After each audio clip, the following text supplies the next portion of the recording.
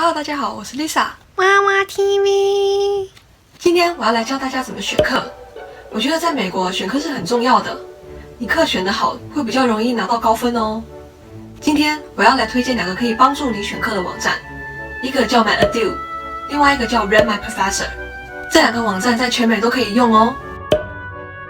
在要选课之前，你要先看好你这学期大概都要选什么样子的课，而这门课都有哪些老师会教。看好之后，你就可以进去这2个网站，选你的学校，然后寻找你要上的这节课的老师们，看看他们哪个老师的评价比较好，评价比较高，比较热门。这2个网站都是上过课的学生在课程结束之后给老师的评价，我们可以参考看看下面那些学生的留言，来看看选哪个老师会比较好。这个就是俗话说的柿子要挑软的吃。我再告诉大家一个可以快速知道你选的课简不简单的方法。你开学的第一天去教室看看，选这节课的学生是华人比较多，还是别的种族的学生比较多？如果选这节课的是华人比较多的话，那这节课可能就还蛮简单的。但如果教室里面都是别的种族的人的话，那这节课可能就会蛮难的。如果你是打算先读社区大学之后再转学的，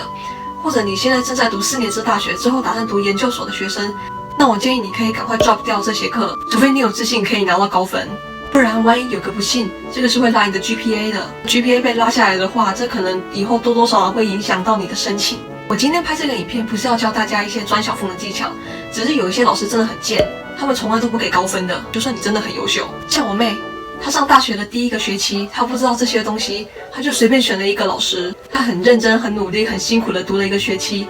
结果到最后期末，她只得了一个 A 减，而且还是全班最高分。后来她才知道，那个老师他从来都不给 A 的。后来他活用了上面这些选课的技巧，最后转学的时候，他交出了一张全 A、1个 A 减、GPA 3.9的漂亮成绩单。你只要会活用这些小技巧，选好老师，避免那些很贱的老师，你的大学生活也可以过得很美好哦。